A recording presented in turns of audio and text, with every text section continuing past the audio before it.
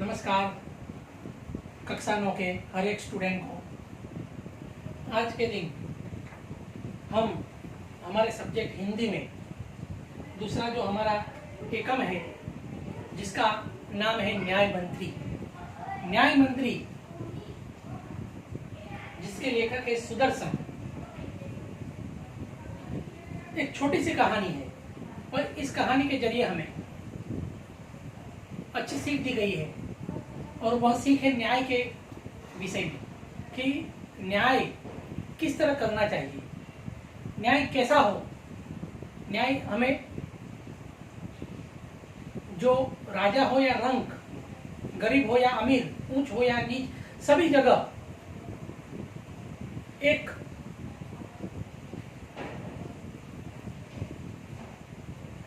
अच्छी तरह न्याय हमें करना चाहिए। न्याय चाहे अमीर हो या गरीब, किसी में भेदभाव नहीं रखता। यानी अच्छे न्याय की बात हमें इस कहानी के माध्यम से बताई गई है जिसका नाम है न्याय मंत्री। सम्राट मौर्य युग के सम्राट अशोक की यहाँ कहानी में बात की गई है कि उनके राज्य में उन्हें एक अच्छे न्याय मंत्री की जो खोज थी और उस तलाश में वे एक दिन किसी जगह एक गांव में आ जाते हैं। संध्या का समय हो गया था, चारों ओर अंधकार फैल चुका था, सन्नाटा छा गया था। अब रात गुजारने के लिए उस परदेसी के पास, उस समय वह जो न्याय मंत्री की खोज में थे, वह एक परदेसी बनकर निकले थे। तो वह परदेसी को रात काटने के लिए एक जगह के स्थान पर, यानी किसी जगह, अब तो उन्हें गुजारा करना ही था, तो किसी अजनबी यानी एक अजनबी व्यक्ति के साथ मर के घर दरवाजा खटखटाते हैं और अंदर से आवाज भी आती है कि कौन है। तब वह परदेसी कहता है कि मुझे आज यहाँ रात काटने के लिए थोड़ी सी जगह चाहिए आज के दिन। तो अंदर से आवाज आती है कि आइए, अतिथि का स्वागत हमारा सौभाग्य है, आप आज रात यहाँ ठहरिए। फिर उचित स्वागत किया जाता है उस परदेसी का उस ब्राह्मण के घर पर। उस ब्राह्मण का नाम था शिशुपाल। दोनों के बीच वार्तालाप होती है राज्य के बारे में, समुचित न्याय के बारे में।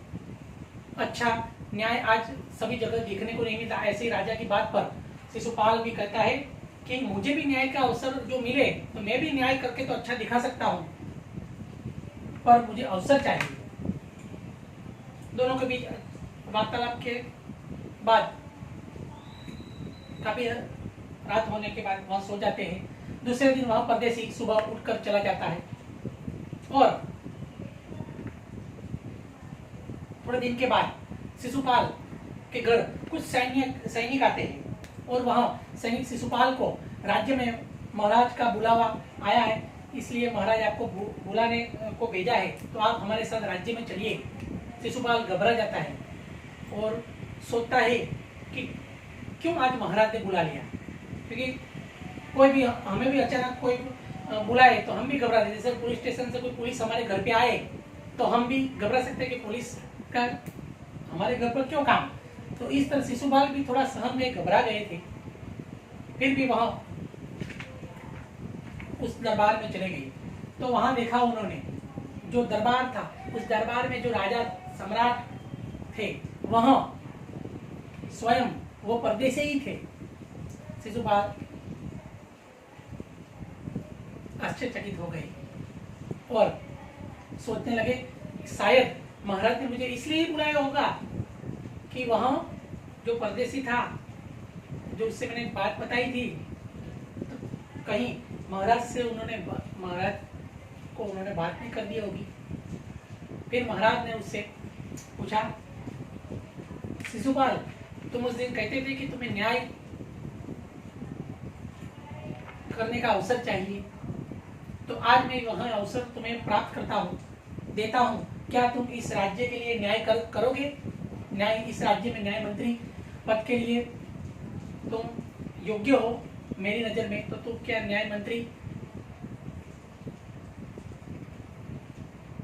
का पद लेकर तुम न्याय मंत्री इस राज्य के बनोगे? शिशुपाल तो पहले घबराए, फिर उन्होंने राजा को कहा कि हाँ, मैं न्याय मंत्री का पद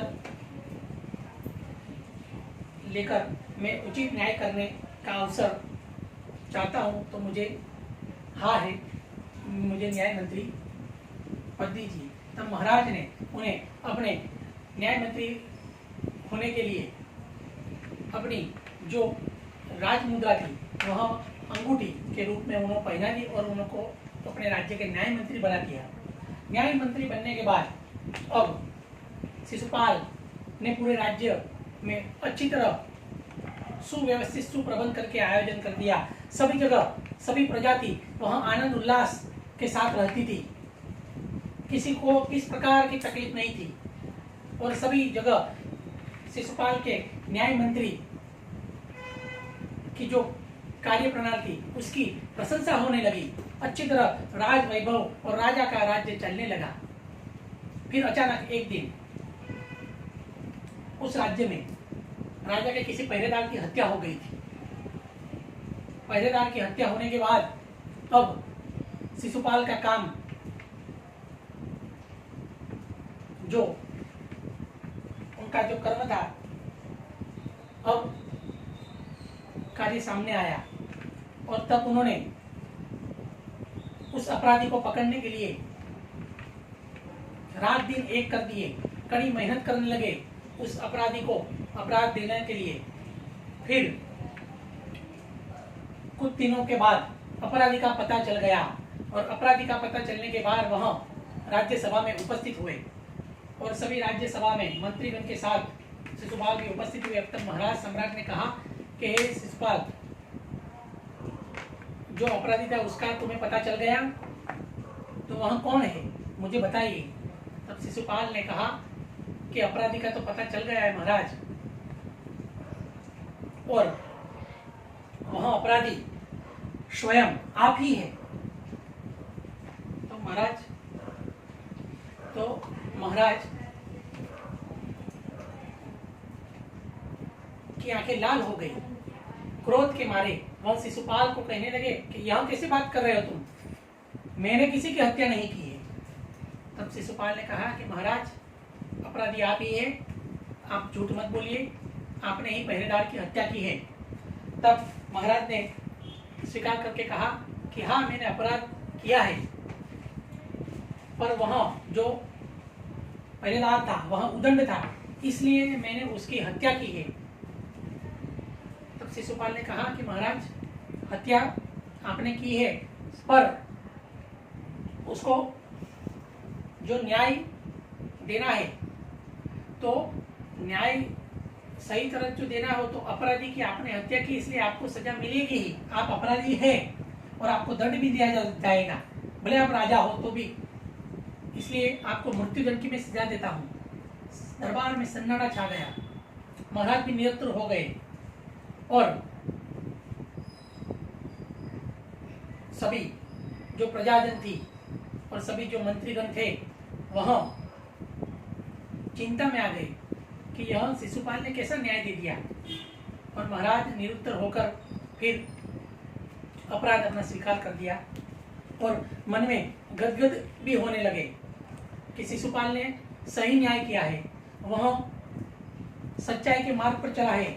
उसके सामने भले राजा था और राजा ने अपराध किया है और उसने उस अपराध की जो सजा दी है वह भी उचित है, यानी न्याय उसने राजा मेरे लिए या किसी भी प्रजा के लिए, पर न्याय उन्होंने समान किया है, चाहे राजा हो या रंग, न्याय सभी के लिए समान होता है।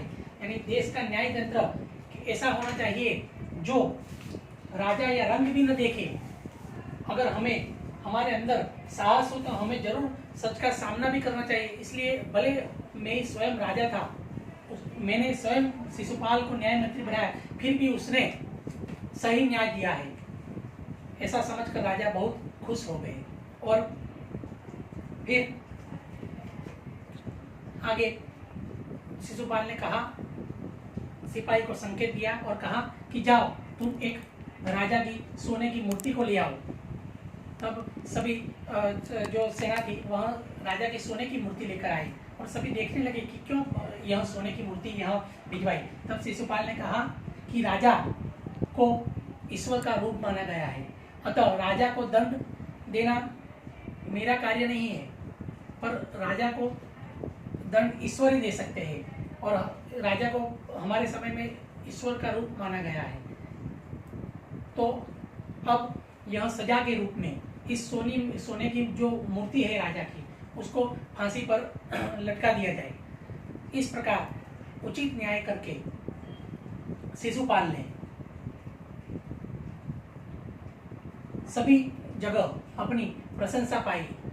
सभी लोग, राज्य की जो प्रजा थी वह शिशुपाल की जय जय करने लगी और अंत में शिशुपाल ने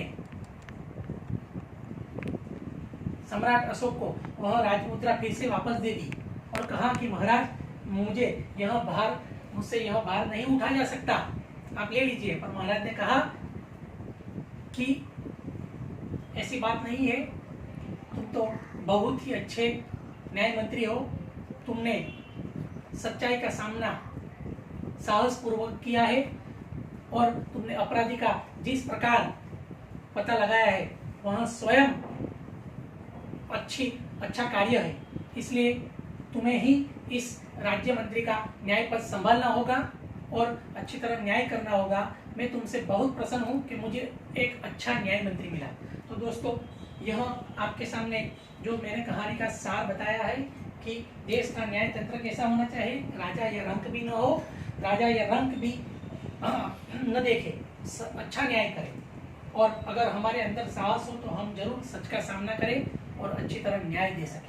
आपके सामने यहाँ पर्याय शब्द, विरोधार्थी शब्द समूह, मुहावरे, वाक्य प्रयोग भी दिए हैं कि पर्याय शब्द अलग अलग दिए। सौभाग्य, आतिथ्य, अतिथि यानी मेहमान, अवस्था, व्यवस्था, सुगम, आसान, अवसर, मौका, अपराधी तो दोषी, दंड तो उसको सजा, सुप्रबंध यानी अच्छी व्यवस्था, निस्तरता यानी शांति, सौभाग्य तो दुर्भाग्य, विरोधार्थी शब्द समूह, अतिथि के जिसकी आने की कोई तिथि न हो यह अतिथि, अपराधी अपराध करने वाला कौन तो अपराधी है।